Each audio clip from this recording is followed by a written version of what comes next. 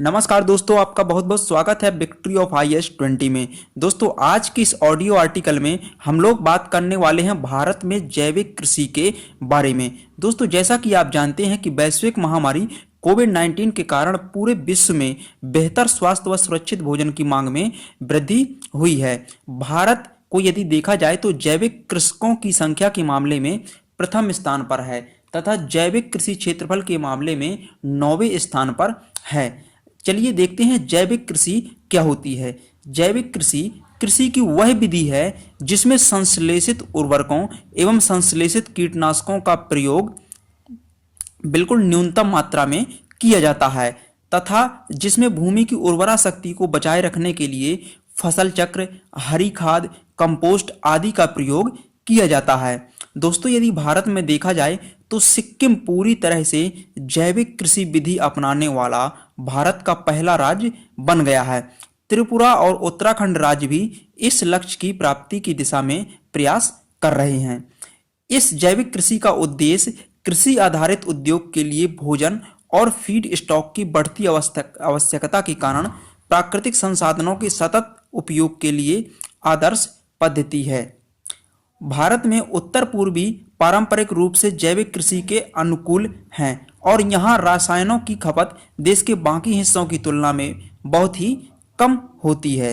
वर्तमान सरकार द्वारा जनजातीय और द्वीपीय क्षेत्रों में भी कृषि के जैविक तरीकों को आगे बढ़ाने के लिए प्रोत्साहन दिया जा रहा है। चलिए देखते हैं सरकार ने भारत में जैविक कृषि को बढ़ावा देने के लिए आखिर कौन कौन सी योजनाएं चलाई हैं। एक योजना है जिसका नाम है mission organic value chain development for north east region. दोस्तों, mission organic value chain development for north east region एक केंद्रीय क्षेत्रक योजना है। यह सतत कृषि के लिए राष्ट्रीय मिशन के तहत एक उप मिशन है। अगली योजना है परंपरागत कृषि विकास योजना। परंपरागत कृषि विकास योजना को वर्ष 2015 में प्रारंभ किया गया था, जो सतत कृषि के लिए राष्ट्रीय मिशन के उपमिशन मृदा स्वास्थ्य प्रबंधन का एक प्रमुख घटक है। अगली योजना है एक जिला एक उत्पाद योजना।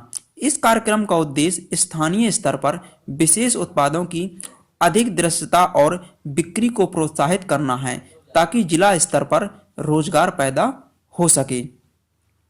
भारत में प्राकृतिक खेती कोई नई अवधारणा नहीं है, अतः राष्ट्रीय मानकों के अनुपालन से उत्पादकों को जागरूक होने और उनकी क्षमता निर्माण को बढ़ावा देने से भारतीय जैविक किसान जल्द ही वैश्विक कृषि व्यापार में प्रमुख भूमिका निभाने में सक्षम हो जाएंगे।